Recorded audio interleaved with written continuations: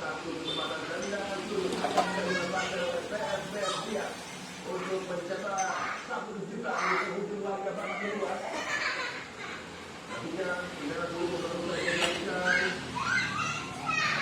dibantu dari Pak Andiawan untuk PSBS dia untuk memanfaatkan menuju area pertahanan dari satu kepala yang abadi akselerasi